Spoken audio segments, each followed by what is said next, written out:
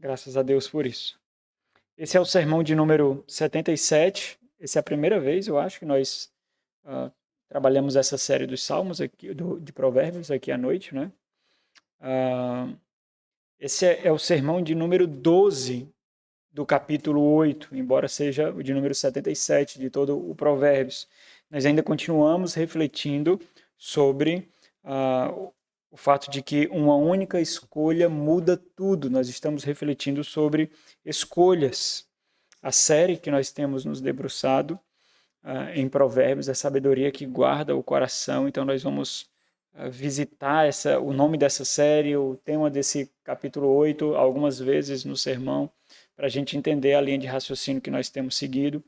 E nós caminhamos um bocado até aqui, né? Desde o versículo 1 até o versículo que nós vamos iniciar agora, o versículo 22, nós falamos muito sobre os bastidores das nossas escolhas. Hoje nós vamos falar um pouquinho mais sobre os bastidores das nossas escolhas.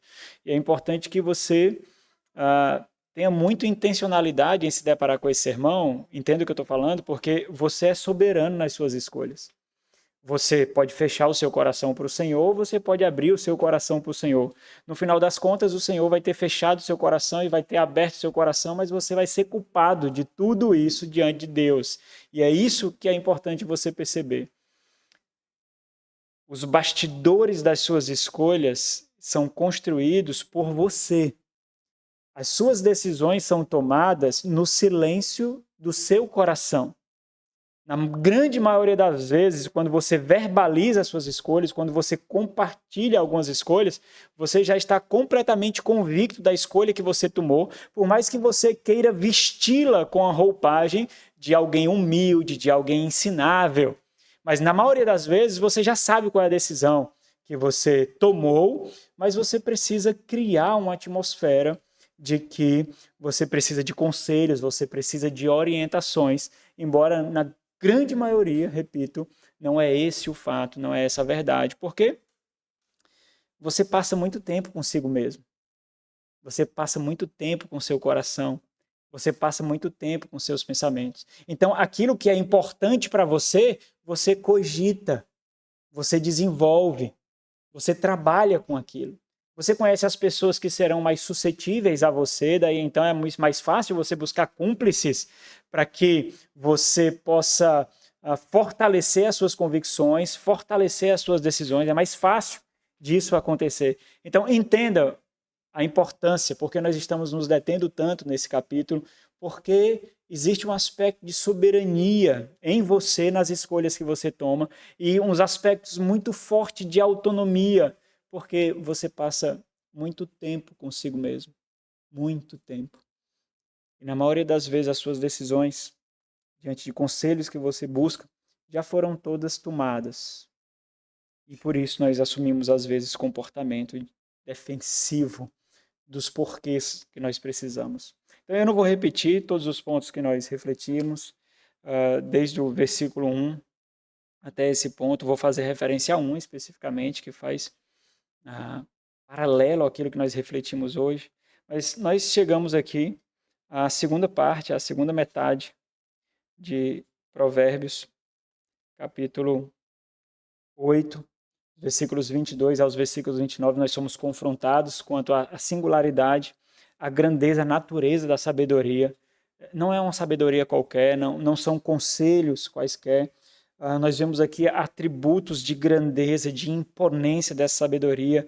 Nitidamente, Salomão aqui, ele não tem a mínima preocupação, ele não tem o mínimo pudor de atenuar qualquer aspecto de ligação e igualdade entre essa sabedoria que está sendo apresentada como o próprio Deus. A sabedoria que ela é personificada, é como se fosse uma mulher imponente, uma grande rainha que é apresentada a nós, e ela tem características de divindade mesmo. Então Salomão, ele entende muito bem essa singularidade de Deus com aquilo que Deus utiliza para o engrandecimento dele e para a nossa edificação. Então, Salomão é muito explícito aqui em enaltecer a sabedoria. Existe um propósito para isso.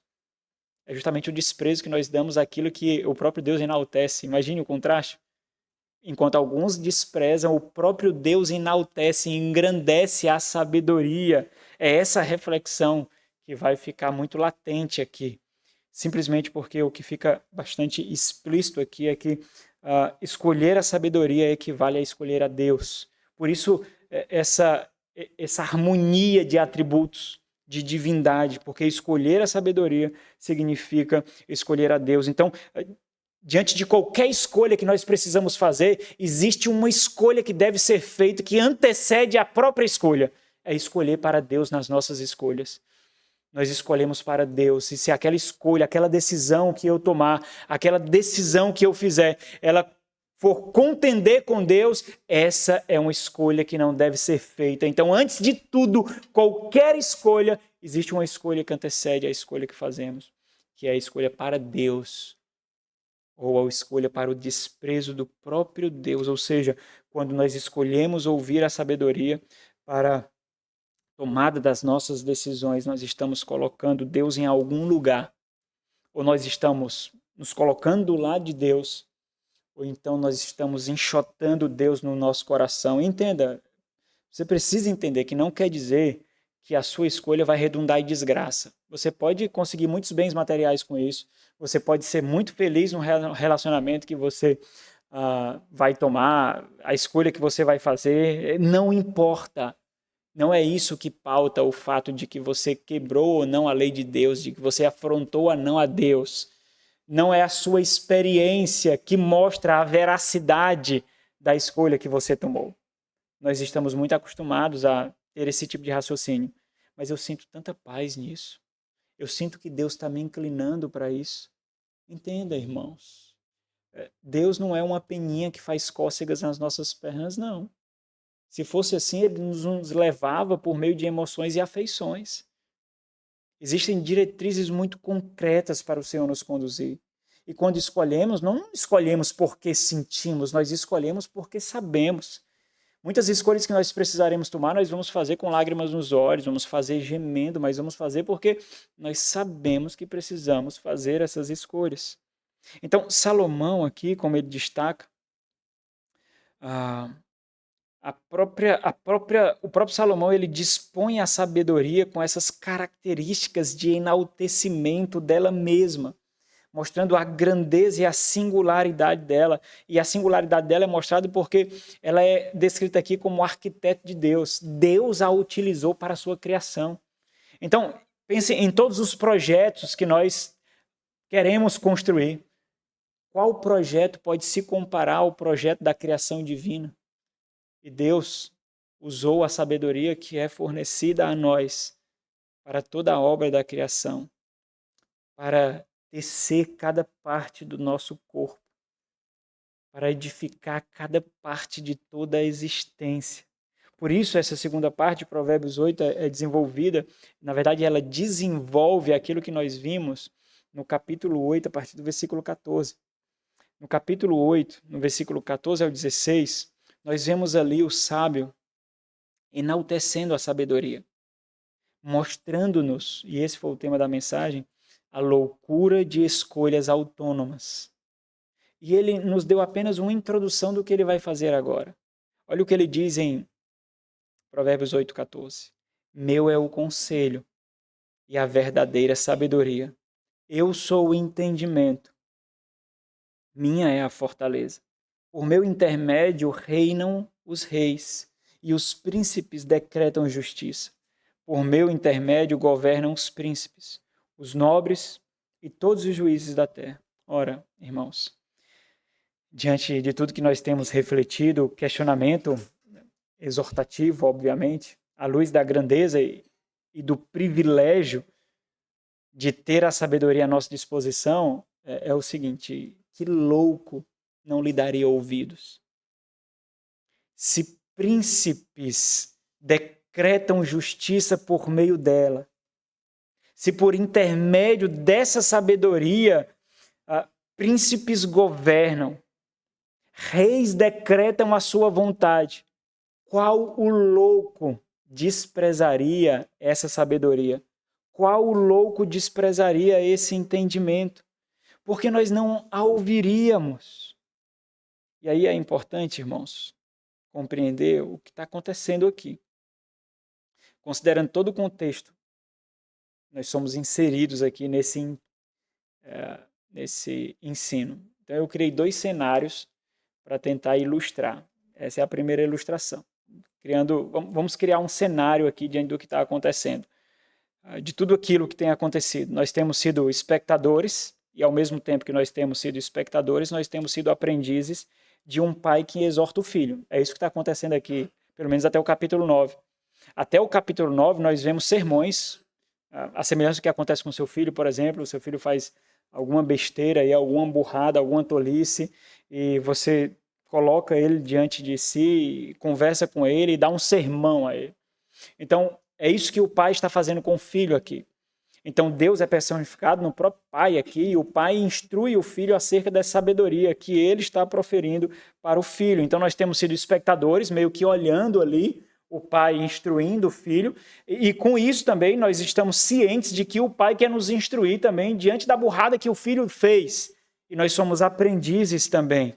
Pais que exortam, pais que ensinam, pais que advertem o seu filho. E em vários momentos nós temos visto esse pai gritando quando diz: ouve, filho meu, escuta a voz da tua mãe, filho meu. Então, o pai ele meio que grita aqui várias vezes, temendo ver o filho caindo nas armadilhas sedutoras desse mundo e da própria carne. Ele sabe muito bem pela experiência que ele tem, que esse mundo tem armadilhas muito sedutoras, nem sempre vem com presas, com garras, nem sempre vem com olhos ardentes e vermelhos, nem sempre tem o odor do enxofre, nem sempre tem um aroma ou a catinga de putrefação, nem sempre é assim. Na verdade, no primeiro momento, ela se parece muito dócil, muito doce, muito bela. Afinal de contas, para nós cairmos, nós precisamos estar em algum lugar. Nós precisamos estar em algum patamar. É por isso que crentes caem. É por isso que os filhos de Deus caem. E dificilmente alguém que é crente, alguém que confessa o Senhor Jesus Cristo como Senhor e Salvador, será seduzido por uma imoralidade crassa. Será seduzido por algo cuja putrefação está causando repulsa às suas narinas. Dificilmente nós cairemos assim. A voz é diferente. A aparência é diferente. O tom é encantador. Porque um marketing está sendo feito. Algo precisa atrair a nossa atenção. É por isso que, no primeiro momento de uma tentação, primeiro vem a sedução do coração. E depois vem um cúmplice feito. Quantas vezes você se pegou defendendo o seu pecado? É porque o seu pecado teve acesso ao seu coração e fez de você não mais um objeto de sedução, mas fez de você um cúmplice. Agora você o defende, ao invés de expeli-lo, de mortificá-lo. Então o pai sabe disso. E o pai ele está gritando aqui para que o filho não caia nessas armadilhas. E as intensidades, as advertências que nós vemos aqui, as intensidades dos conselhos, bem como das ilustrações que são utilizadas aqui pelo pai, elas vão oscilando com sons e tonalidades diferentes, mas todas elas têm o mesmo objetivo: atrair os olhos, as afeições e o coração do filho, para que outros não tomem, para que outros não tenham acesso. Mas agora, e aí esse é o grande contraste que é feito, agora, aquilo que é mencionado nos versículos 14 ao 16, ele se agiganta. Vai do versículo 22 até o versículo 29. Se a gente for um pouquinho mais ousados, assim, vai até o versículo 31, né? Mas ele se agiganta, e com isso o sábio ele passa a expressar vigorosamente que essa sabedoria que ele está proferindo para o filho não está sendo transmitida sabedoria humana, sabedoria de homem. Essa é a sabedoria do próprio Deus, é isso que ele está falando assim, aqui. O pai é apenas o veículo. O pai é apenas o meio. Então, independente das várias disposições que filhos têm para com os pais, independente disso, ele tem que ficar ciente de uma coisa: desprezando essa sabedoria, ele não está desprezando o pai ou a voz do pai, mas ele está desprezando o próprio Deus. Por isso, seria tolice o filho desprezá-la, porque dificilmente ele desprezaria se o próprio Deus descesse e instruísse a ele. Então nós precisamos nos achegar aqui ao capítulo 8 de Provérbios, especialmente nessa segunda parte, a partir do versículo 22, com esse entendimento. Essa sabedoria que o filho dá ao pai é a sabedoria que Deus utilizou. É a sabedoria que vem desde a eternidade, é a sabedoria que vem do próprio Deus. Caso contrário, nós não compreenderemos a profundidade do que está sendo ensinado aqui. E de outra forma, eu fico imaginando um cenário ainda maior, irmãos. A mente de Salomão por trás de todo esse cenário que ele cria. Eu fico imaginando Salomão criando todo esse enredo para exclamar vividamente algo que ele mesmo experimentou, as consequências de uma vida de quem despreza a sabedoria de Deus. Aquele que recebeu do próprio Deus a sabedoria, mas acabou optando pelos seus prazeres e pelas suas vaidades. Então imagine ele criando todo esse enredo, criando essas figuras muito afetivas, irmãos. Que relacionamento mais íntimo existe do que pais e filhos? Qual relacionamento mais íntimo do que esse existe? Porque um filho não se condescenderia ao pai e ouviria o pai e a mãe. É por isso que Salomão cria esses personagens aqui. Mas tem outra ilustração para a gente entender um pouquinho do que acontece aqui. Então, entenda. Nós vemos muito rigor aqui. O rigor, certeza, as convicções que nós temos observado a respeito da sabedoria. Nós temos ouvido ela bradando. Ouvi-la ela bradando não quer dizer que nós damos ouvidos a ela. Não quer dizer que nós damos acesso à nossa mente, damos acesso ao nosso coração, nós a tomamos como a mais absoluta verdade. Nós fazemos isso com muita facilidade, irmãos, nesse mar de Reels que tem aí no Instagram e assim por diante, naqueles Reels que tem eu morria e não sabia, eu fiz errado a vida inteira e não sabia. E de repente você muda um comportamento, você muda a forma de fazer alguma coisa porque você viu alguém explicando a forma de fazer e ele fala com toda a convicção como se fosse correta, como se tivesse qualquer fundamento. E nós muitas vezes nem investigamos. Nós simplesmente assumimos como verdadeiro. Olha que é uma interessante, né? Quem nunca tentou limpar o ventilador como demonstrou naqueles vídeos e deu errado todas as vezes.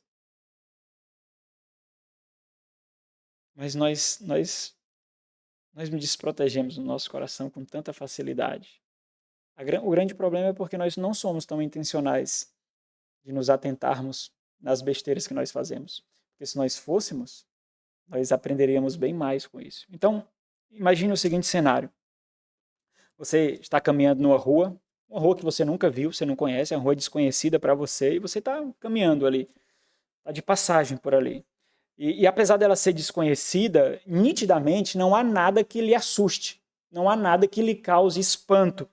Apenas coisas comuns, normais, apesar de você não as conhecer.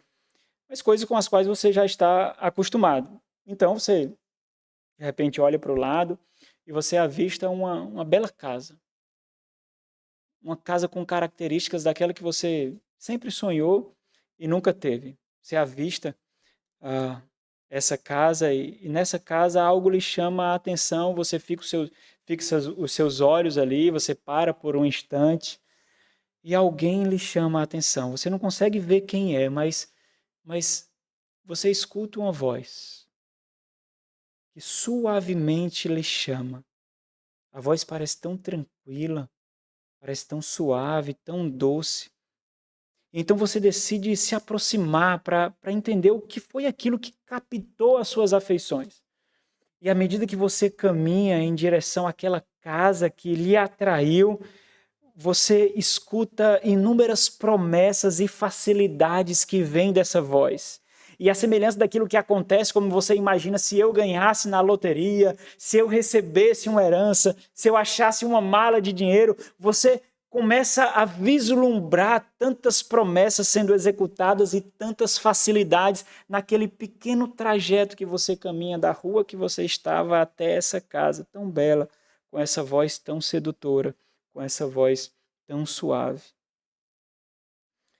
De repente, quando você está se aproximando da casa, você é surpreendido por outra voz. Uma voz não tão suave, uma voz um pouco rígida, rouca, mas uma voz que é familiar a você, de um antigo amigo da família. É um herói condecorado, lutou várias guerras e pôde viver para contar as histórias. Alguém de quem os seus pais contavam tantas e tantas histórias, enaltecendo as qualidades desse homem, alguém que o viu crescer e até lhe deu alguns ensinos, alguns conselhos sobre aquilo que é importante da vida. Então esse sábio Senhor, ele o alerta quanto àquela voz sedutora. A voz daquela bela casa, ele o alerta. E então você é surpreendido com o fato de que muitos se perderam a dar ouvido àquela voz. E uma vez que ouviram a voz e adentraram aquela casa, nunca mais saíram. Na verdade, alguns saíram daquela casa, mas esses nunca mais foram os mesmos. As marcas e as tormentas os acompanharam por toda a sua vida. Então aquele cenário que parecia tão simples, tão brilhante, tão encantador, tão otimista, lhe coloca numa bifurcação. Antes aquilo que parecia apenas um caminho com tantas facilidades, agora se apresenta como dois caminhos. Se você seguir os seus próprios impulsos e sentidos, considerando que não há nada nitidamente perigoso, na verdade você sente que deve segui-la, você sente que deve adentrar aquela casa. Se você seguir os seus impulsos, você poderia saciar suas vontades, você poderia saciar suas curiosidades. Contudo, se você der ouvidos ao Senhor sábio, simplesmente atribuindo a Ele credibilidade suficiente para acessar sua mente e seu coração, diante dos problemas que Ele diz existir, mas os problemas que você não vê, se isso acontecer, você vai perder tudo aquilo que você imaginou. Você não vai desfrutar daquilo que você vislumbrou. E seria tão fácil, era só adentrar aquela casa. Ora, por outro lado, não ouvir o sábio Senhor equivaleria a afirmar categoricamente que você não acreditava nas palavras que ele estava proferindo, apesar de você conhecer a reputação dele e que ele é um homem honrado. Mas não ouvi-lo significaria isso, não dá importância.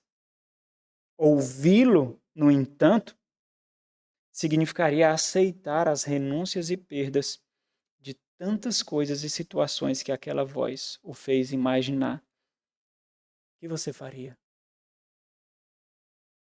Você seguiria os seus impulsos, as suas emoções, os seus sentidos, as suas afeições? Ou você daria acesso ao seu coração à voz desse sábio Senhor? Esse é o cenário real das nossas vidas, irmãos. Esse é o cenário comum, especialmente daqueles que são crentes e fazem parte de uma igreja saudável. Esse é o cenário comum. Nessa segunda e última parte de Provérbios 8, o sábio, ele aproxima essencialmente a sabedoria do próprio Deus, o Criador, ao ponto de claramente afirmar que rejeitar a sabedoria equivale a rejeitar a Deus. E esse é o tema da mensagem. Não ouvir a sabedoria é desprezar a Deus. Os versículos 22, a primeira parte do versículo 30. Não ouvir a sabedoria é desprezar a Deus. Observe como a sabedoria é descrita aqui. Observe como o sábio faz questão de adorná-la. Parece que ele está descrevendo uma bela senhora. Ele adorna a sabedoria, ele adorna de beleza, de majestade, de grandeza. E a clara intenção do sábio é, descrevendo esses atributos de grandeza, nos encantar para que nós a busquemos. Observa, parece que existe um processo que nos induz ao encantamento aqui. Por que você a desprezaria?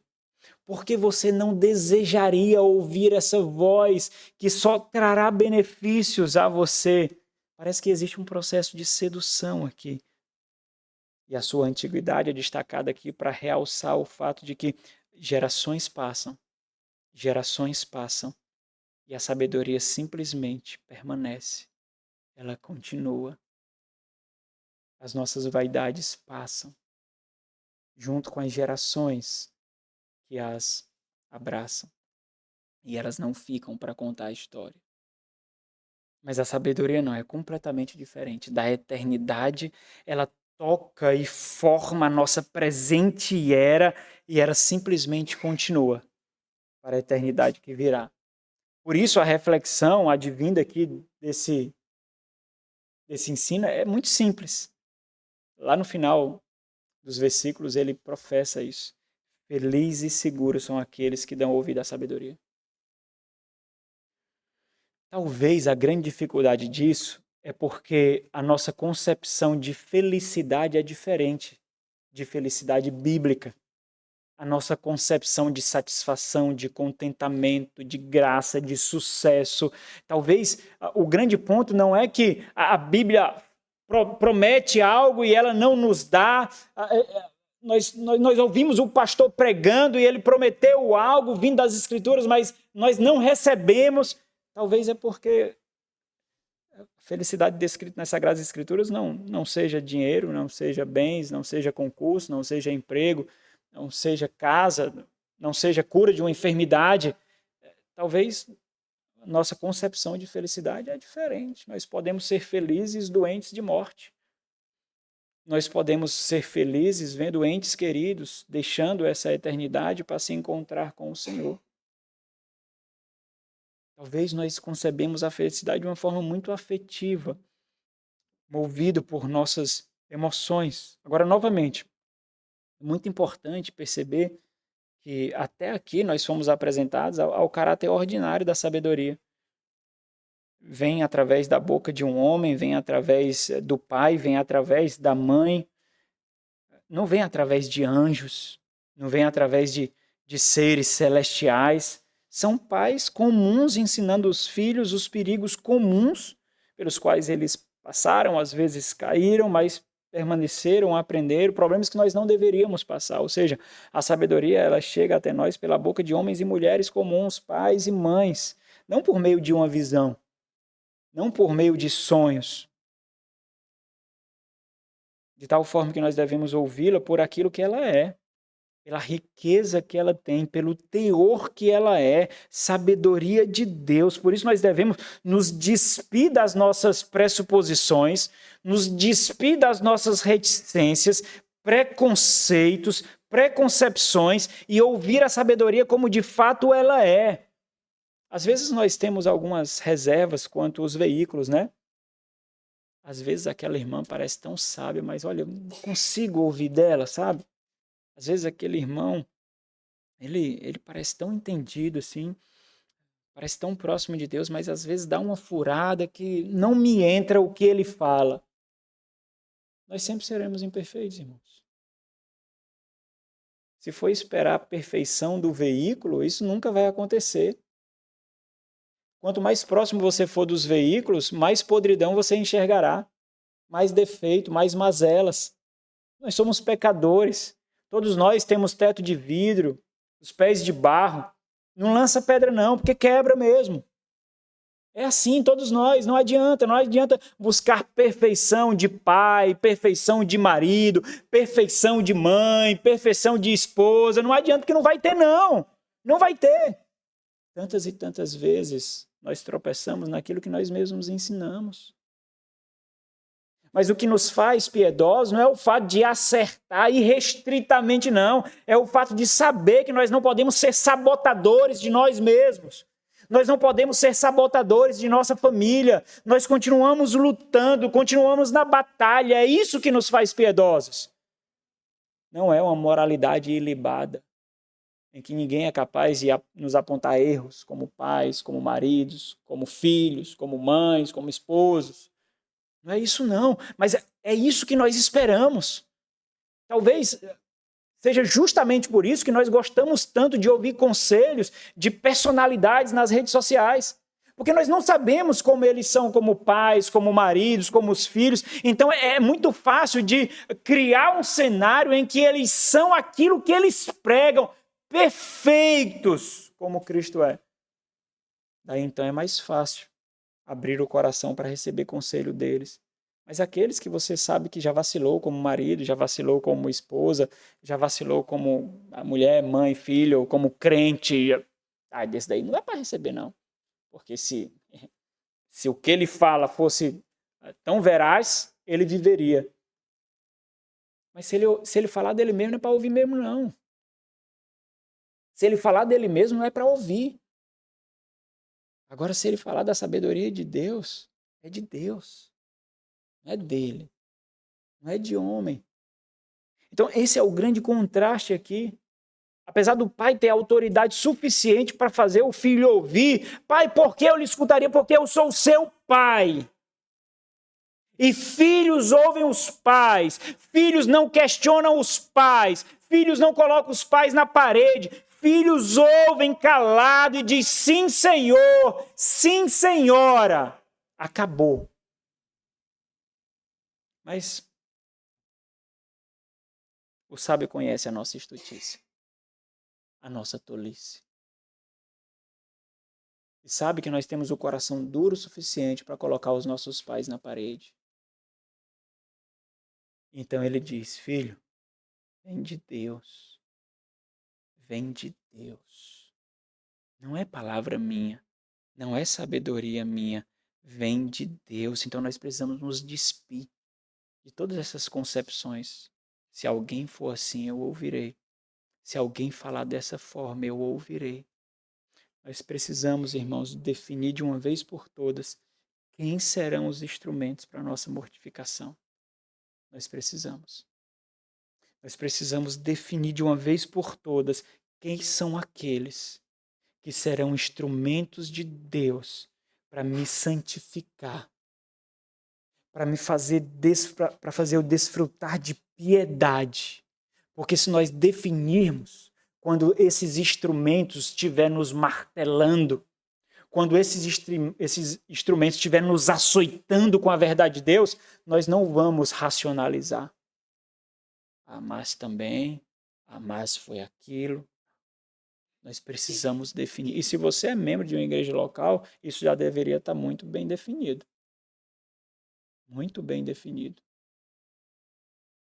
Porque senão, irmãos, se nós não definirmos categoricamente quem serão os instrumentos para a nossa santificação, nenhuma igreja vai ser boa o suficiente. Nenhum irmão vai ser bom o suficiente. E no dia que você se deparar com aquele pastor que você idealizou, quando se aproximar dele, você vai ver que até você idealizou errado, não vai ser suficiente. Então você tem que definir, olha, com todos os defeitos, com todas as reservas, com todas as dificuldades, esses são os instrumentos de Deus para a minha mortificação. Então usa-os, Senhor. Usa-os na minha vida. Não importa o que será preciso. Só usa-os. Não permita que eu coloque níveis elevados demais de instrumentos que me ensinarão, porque eles nunca chegarão, eles nunca existirão. É por isso que o nome é ideal, irmãos. Porque está nas ideias. Não é real, não. Nós precisamos nos despir. Agora, a sabedoria ela é atribuída fortemente não somente com características divinas, mas olha aqui, ela é colocada como parceira de Deus, como companheira criacional de Deus, como um instrumento de Deus, o Criador de tudo que existe. Aí a intenção aqui, sem dúvida alguma, é nos constranger ou constranger aqueles que desprezam a sabedoria de Deus. Porque o próprio Deus, ele teve a sabedoria como companheira, ele utilizou a sabedoria como arquiteto, é o que ele chama aqui, arquiteto da obra da criação. E os meus projetos são maiores do que criar o ser humano. Os meus projetos são maiores do que o mundo. Porque não serve. Então, é constrangimento mesmo, é para nos constranger. Então, duas características são destacadas aqui, são os 2 pontos da nossa reflexão. Um bem mais breve, o outro nós vamos caminhar um pouquinho. A sua antiguidade e a sabedoria como instrumento criativo de Deus. Então, do versículo 22 ao versículo 26, nós vemos a antiguidade da sabedoria, que remonta à eternidade, né? Então, os versículos 30 e 31, irmãos, eles poderiam ser colocados aqui como um terceiro ponto, colocando a sabedoria como deleite de Deus. Olha que coisa fantástica, né? E aí a gente vai precisar falar um pouquinho mais sobre isso, porque Deus não tem deleite, né? Mas a linguagem que ele usa aqui é muito ousado, né? Mas os versículos 30 e 31, nós vamos refletir, porque ele tem um teor muito confrontador mesmo, muito pedagógico, nós vamos refletir em outro sermão. Poderia ter colocado aqui como um terceiro ponto a sua antiguidade e a sabedoria como instrumento de Deus. Observa, isso é muito ousado, porque qual poderia ser um instrumento que poderia auxiliar o Deus Todo-Poderoso, Criador de todas as coisas? Qual instrumento Deus poderia lançar a mão e usar? Se ele é todo-poderoso, ele detém toda a sabedoria. Qual? Então, observa a ousadia. Então, essa linguagem poética que o Provérbios utiliza nos faz sair assim, de alguns limites para entender a hipérbole que é usada aqui, né? As palavras tão fortes, os enredos tão contundentes, tão ousados que são utilizados aqui. Agora, observa o processo crescente aqui do enaltecimento da sabedoria, porque a gente pode, com muita facilidade, passar por esses versículos e... maravilhoso, olha como ela é, né? A gente passa, só passa. Mas observe esse processo crescente de enaltecimento da sabedoria como propriedade singular de Deus. Olha o versículo 22. Falar sobre sua antiguidade aqui. O Senhor me possuía no início de sua obra, antes de suas obras mais antigas. Possuir aqui, né, o fato do Senhor ter posse dela, mas poderia ser traduzido aqui como criado.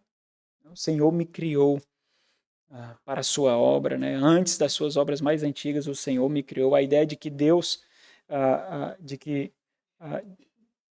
ideia de que Deus, que a sabedoria de Deus estava com Deus antes da obra criacional.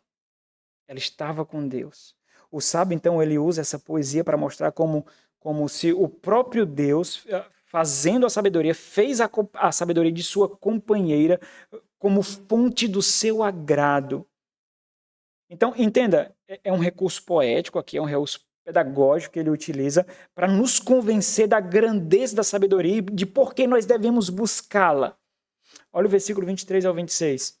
Desde a eternidade foi estabelecida, desde o princípio, antes do começo da terra. Antes de haver abismos, eu nasci. E antes ainda de haver fontes carregadas de águas. Antes que os montes fossem firmados, antes de haver outeiros, eu nasci. Ainda ele não tinha feito a terra, nem as amplidões, nem sequer o princípio do pó do mundo. Observe que o sábio ele está afirmando aqui que a sabedoria que está sendo oferecida a nós é a essência do eterno plano de Deus. Esse plano que está em execução. Embora nós já tenhamos acesso à sua consumação, que é o livro de Apocalipse e todas as literaturas apocalípticas, nós ainda estamos desfrutando do desenrolar desse plano. Então, foi com essa sabedoria que Deus teceu todo o seu plano majestoso que nós não compreendemos. Então, diante dessa sabedoria, por mais que as nossas afeições digam o contrário, por mais que eu não sinta que eu devo fazer isso, por mais que eu sinta que eu não deva aceitar aquele conselho, aquela orientação, por mais que tudo isso aconteça, é a mesma coisa que acontece com Deus, nós não compreendemos todas as vírgulas e pontos do plano de Deus. Quantos porquês nós não temos acesso, irmãos? Por que Deus faz isso? Por que Deus permitiu aquilo? Por que Deus... Quantos e quantos nós não temos acesso? Então, a ligação é justamente essa. É sabedoria de Deus, nós nos dobramos diante dela, nós não esperamos convencimento, nós não devemos ser convencidos, nós devemos nos dobrar a ela, já há condescendência demais da parte da sabedoria, em se humilhar ao ponto de falar a nossa linguagem, nós queremos que ela se humilhe mais ainda, nos convencendo de que ela deve ser ouvida e seguida. Esse é o grande ponto aqui dessa harmonização que é feita. E não é por acaso que os estudiosos, os teólogos enfatizam drasticamente que é o Filho de Deus que está sendo descrito aqui. Até porque quando Paulo escreve aos Coríntios, mostra o Senhor Jesus Cristo como a sabedoria de Deus. Então, essa sabedoria que está sendo descrita aqui é revelada mais plenamente em Cristo Jesus. E todas as vezes que o Senhor Jesus, quando veio ensinar a vontade de Deus, quando diz, ouviste o que foi dito, eis que eu te digo, então a gente consegue remontar esse fato da sabedoria de Deus, e todos aqueles ilustres mestres da lei, que eram ovacionados, que eram aclamados como referências religiosas e éticas, se mostraram completamente tolos. Porque quando o Senhor Jesus disse, ouviste o que foi dito, eles não ouviram de um cuidador de porcos, não ouviram de um pescador, ouviram dos sábios mestres da lei, dos senhores que viviam para estudar as Sagradas Escrituras e ensinar, dos escribas que viviam para copiar e copiava, decorava as Sagradas Escrituras. Pois a sabedoria deles não significou nada. Ouviste o que foi dito. Não é isso. Eis que eu vos digo. Então, observa o paralelo aqui. A sabedoria ela se humilha. Ela é condescendente. Ela desce dos céus. Lugar da sua morada com Deus, com quem ela partilhava a eternidade. Então ela é oferecida a nós que simplesmente a rejeitamos, a desprezamos e com um sorriso no rosto seguimos a nossa vida até encontrar pessoas que concordem conosco e não façam qualquer objeção, como se nada tivesse acontecido. Agora olha para o Senhor Jesus Cristo. Ele experimentou a humilhação descendo dos céus e se condescendendo a nós. Deixou a sua eterna morada com Deus, o Pai, com quem partilhava a eternidade. É oferecido enfaticamente, intensamente a nós, contudo, é rejeitado e desprezado enquanto seguimos as nossas vidas. E encontramos caminhos mais fáceis para a nossa felicidade, satisfação, para um casamento piedoso, firme, sólido, filhos éticos. E diante dessa descrição aqui, olhando todo esse cenário, a distância, que é o nosso privilégio, esse é o nosso privilégio, irmãos. Porque aqueles que estão vivenciando isso daqui agora não têm esse privilégio, nós temos. Nós tiramos o zoom aqui, estamos olhando o cenário à distância. Imagine que o filho que está ouvindo o pai não tem esse privilégio. Ele está naquele momento focal, nós não, nós estamos à distância, é um privilégio nosso. Talvez você ainda não cometeu as grandes besteiras que você se deparará para cometer na sua vida. E você está tendo esse conhecimento. Você pode rapidamente chutá-lo, cuspir nele. Lembra? Você tem essa autonomia. Você tem esse poder. As consequências virão, mas você tem. E você está tendo acesso a esse conhecimento, é privilégio, porque nem todos que veem a sabedoria gritando nas praças, elevando a sua voz, nem todos ouvem. Mas todos veem. Ela gritando, ela bradando ali. Mas nem todos ouvem. Então, olhando com esse privilégio que nós temos agora, é possível compreender a loucura do desprezo. Porque agora você está envolvido por toda essa atmosfera do culto, por todo o quebrantamento do Espírito Santo, assim eu espero que esteja. Então é fácil você chegar à conclusão e dizer, quem desprezará? Loucura, quem desprezará? Mas e quando o seu coração estiver inflamado? Por decisões que você já tomou sozinho? Será que você vai dar ouvidos a essa sabedoria? Ou melhor, será que você tem a quem você dê ouvidos? Você tem? Você tem pessoas ao seu redor cujo único lhe compromisso é lhe fazer mais parecido com Cristo?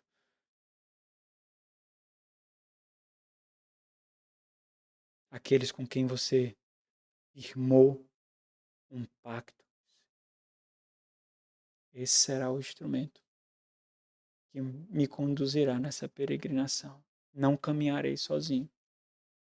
Não caminharei sozinho. Então, diante disso, é compreensível entender a tolice, na verdade, o suicídio de não dar ouvido à sabedoria, de desprezar a sabedoria. É compreensível, dá para compreender isso. Desprezar a sabedoria é desprezar a Deus e loucos desprezam a Deus. Agora reflita comigo sobre a importância do que nós temos estudado ultimamente. Nós vivemos tempos, irmãos, onde os corações têm sido expostos proficuamente, copiosamente, abundantemente. Se há algo que descreve essa geração, é uma geração de corações expostos, de peitos abertos, para tolos,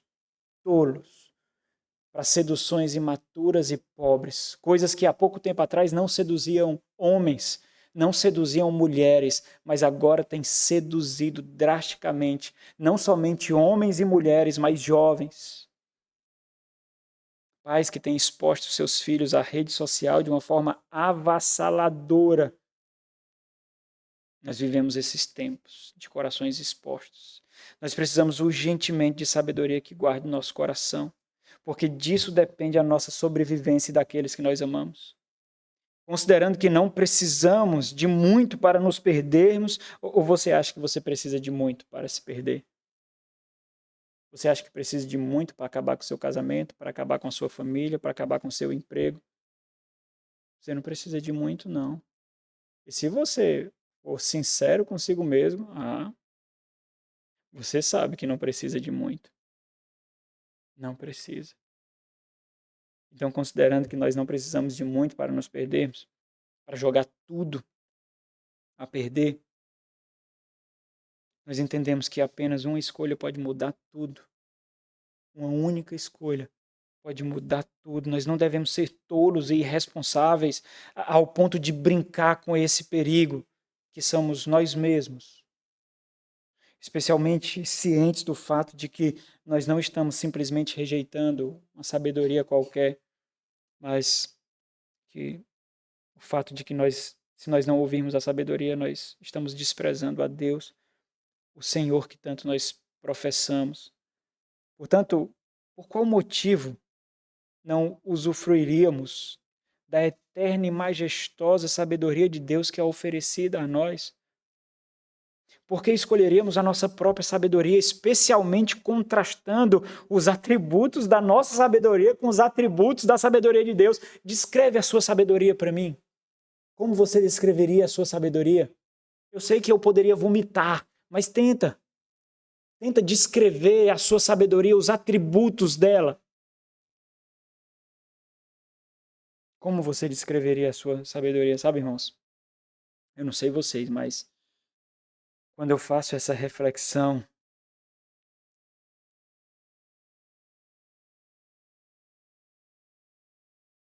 não sei se vocês estão dispostos a fazer, mas quando eu faço essa reflexão, eu chego à conclusão de que a minha sabedoria não é suficiente para mim. A minha sabedoria não basta para mim. Porque a minha sabedoria, ela é muito sagaz em me enganar, ela conhece os meus pontos fracos. Ela conhece os anseios pecaminosos do meu coração. Para mim, viver a vida pode ser um labirinto. Mas para minha sabedoria me fazer cair é um caminho reto.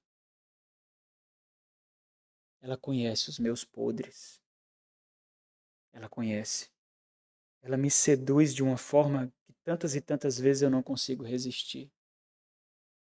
Ela me faz cair com habilidade assim surpreendente. E quando eu remonto as lembranças dos caminhos pelos quais ela me fez peregrinar, isso me assusta ainda mais. Quando eu olho as marcas da minha vida que ela me fez causar, isso me assusta ainda mais, irmãos. E isso me faz clamar de joelhos ao Senhor, para que eu não seja entregue à minha própria sabedoria, para que Deus me livre da minha própria sabedoria, para que Deus me dispa da minha própria sabedoria. Porque se eu estiver em suas mãos, eu morrerei. Eu amarei qualquer um outro, mas não amarei o Senhor. Quando eu faço esse contraste, irmãos, eu sempre perco. Sempre eu perco. Quando eu contrasto a sabedoria que eu tenho, a sabedoria de Deus, as consequências de seguir a minha sabedoria, as consequências de seguir a sabedoria de Deus, sempre eu perco, sempre. É humilhante, é doloroso. Mas isso me faz lembrar de quem eu preciso. E eu não preciso de mim e nem de pessoas que concordem comigo. Eu não preciso. Porque eu já sou o suficiente para eu me arrebentar todo. Eu não preciso de pessoas que tenham o mesmo pensamento do que eu, as mesmas ambições que eu tenho. Eu já sou demais para mim. O sábio aqui, ele segue a sua ode para nos encantar, para nos constranger, como uma poesia que enaltece e adorna a sabedoria que nos é oferecida. Como que ecoando em palavras não ouvidas. Não ouvir a sabedoria constitui desprezar o Deus da sabedoria. Não ouvir a sabedoria, filho meu, constitui desprezar o Deus da sabedoria. E ele nos causa espanto a afirmar que aquela que está sendo rejeitada por nós não foi desprezada por Deus, não. Na verdade, Deus a utilizou como um instrumento para a sua obra da criação. Esses são os versículos 27 ao 30, primeira parte do versículo 30, quando afirma que a sabedoria era o seu arquiteto, um instrumento criativo de Deus. Claro que nós precisamos compreender qual é o contraste que está sendo pensado aqui pelo sábio, irmãos. Nós precisamos comparar a grandeza e importância de tudo aquilo que intencionamos edificar. Pensa nos seus projetos, nos seus sonhos, tudo aquilo que você deseja construir, em cada decisão que você toma, em cada escolha que você faz. Então nós pegamos isso e nós os comparamos com a grandeza e importância daquilo que Deus edificou, da obra da criação de Deus. Então nós colocamos na balança aquilo que precisará de mais perícia, mais técnica, mais conhecimento, mais discernimento, mais entendimento. Esse é o cenário que é criado. Obviamente, nada se compara àquilo que Deus fez. E observe como a sabedoria é colocada aqui como instrumento criativo de Deus. Ela foi o seu artesão. É uma obra de arte que ela fez. A questão, portanto, é por que ela não seria suficiente para nós se foi para Deus? Provérbios 27. Vamos ler ele todo.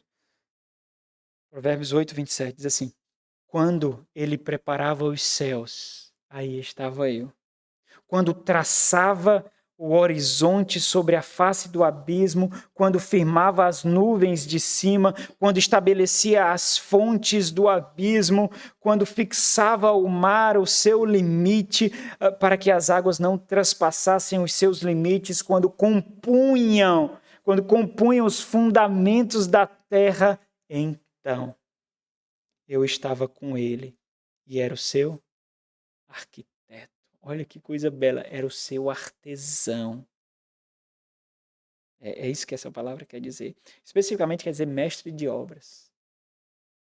Eu era o seu mestre de obras, eu era o seu executor.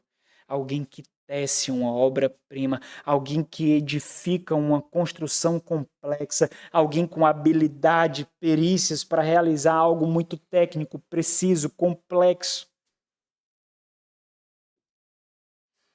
Agora, partindo para a conclusão,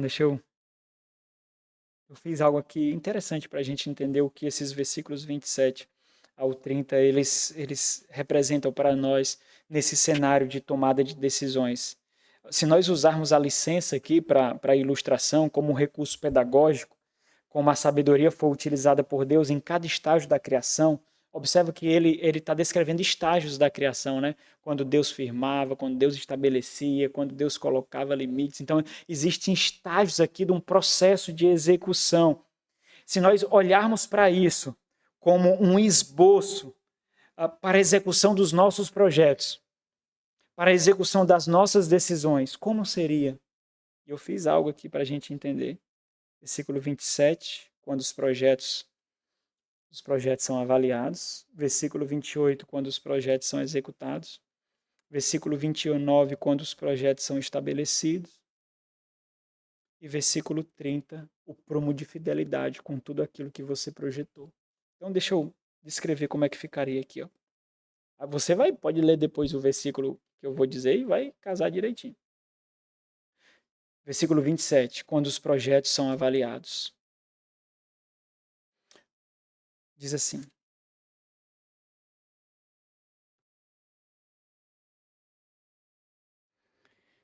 quando ele preparava os céus, aí estava eu. Quando traçava o horizonte sobre a face do abismo, ali ela estava também.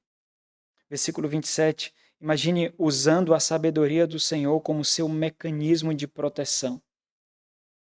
Lembra quando eu falei? Antes de toda escolha, tem uma escolha primordial, que é escolher para Deus.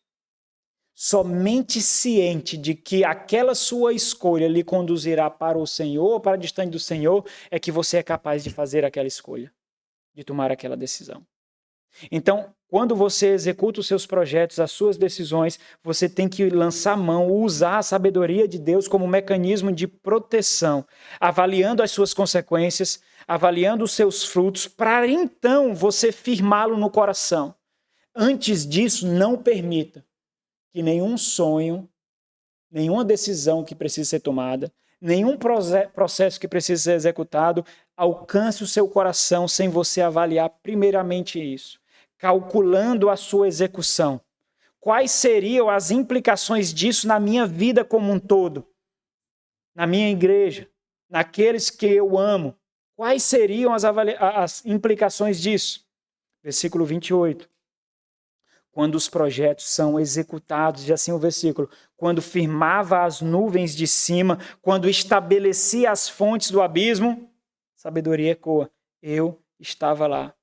Quando os projetos são executados, colocando em prática aquilo que você projetou, avaliando se está de acordo com aquilo que foi estabelecido anteriormente. Se aquela execução não compromete aquele projeto inicial, que quando você avaliou, não traria consequências para a sua vida eterna, para seu relacionamento com Deus, para a sua vida com os seus irmãos, para a sua família. Versículo 29, esse aqui é o que eu julgo ser o mais importante. Quando proteções são estabelecidas. Observa, versículo 29, quando fixava ao mar o seu limite, para que as águas não transpassassem os seus limites, quando compunha os fundamentos da terra. Versículo 29, quando proteções são estabelecidas. São sinais, irmãos, que nós colocamos, alertas que nós colocamos, como limites estabelecidos dos quais nós não podemos passar. Se esse projeto me levar até esse ponto, eu o abandono. Se isso acontecer diante dessa decisão que eu estou tomando, eu o abandono drasticamente. Esse limite eu não posso traspassar, senão ele vai me sufocar.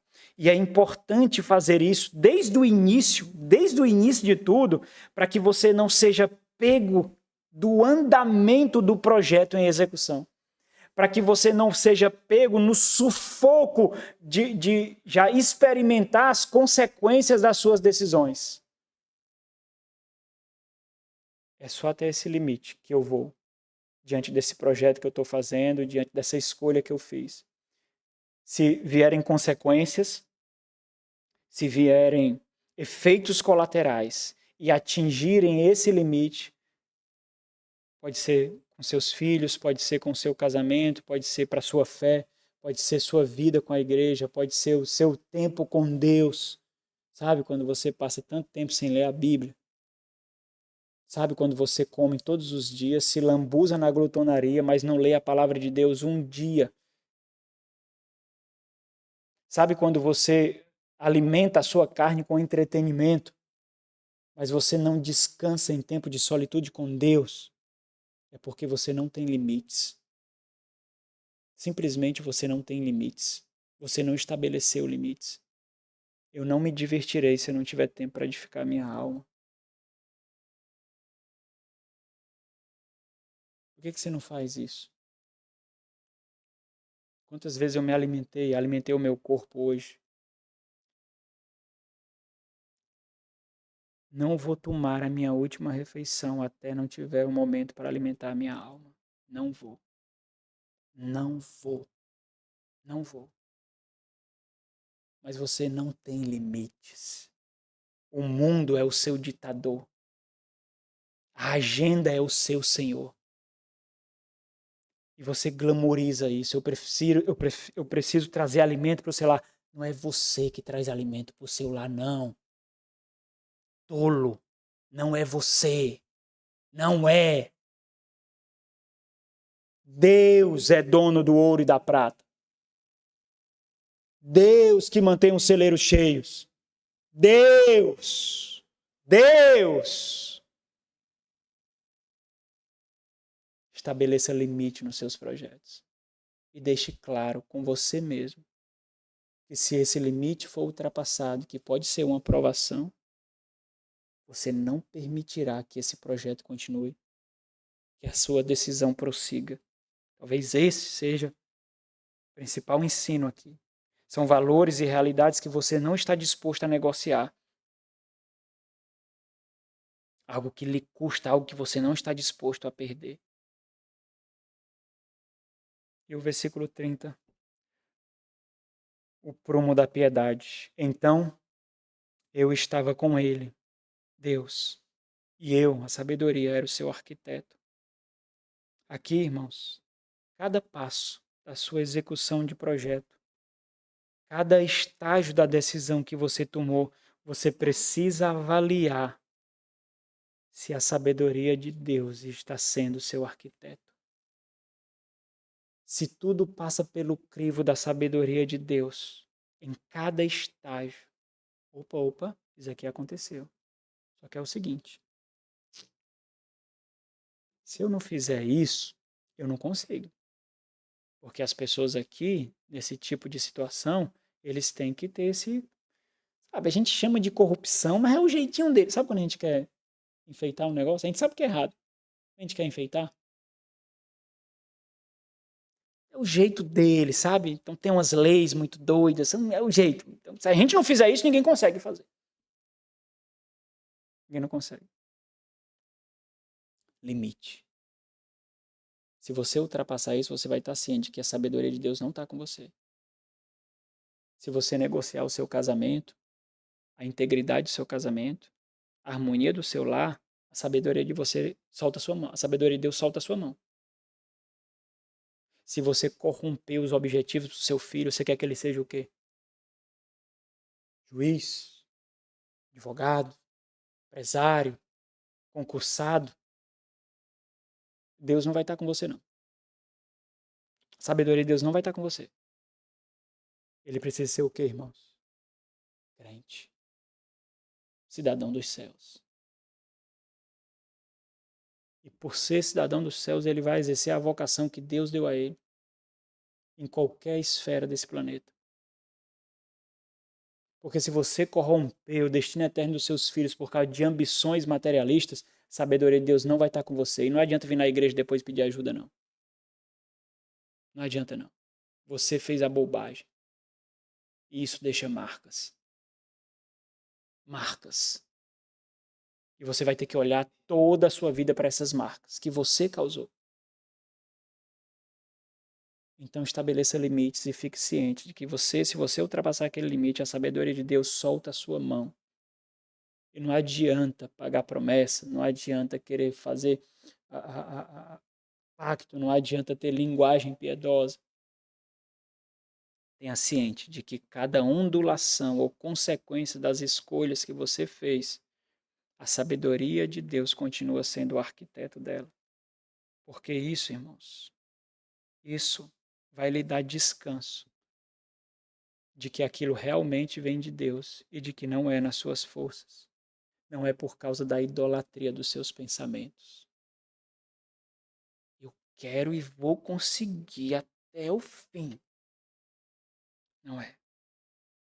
Dá descanso pelo fato de que o que é seu está guardado e Deus vai lhe dar. Você não tem força para buscar. Não tem. O projeto faz com que você não seja irresponsável nisso, mas também faz com que você não seja autônomo em sua busca.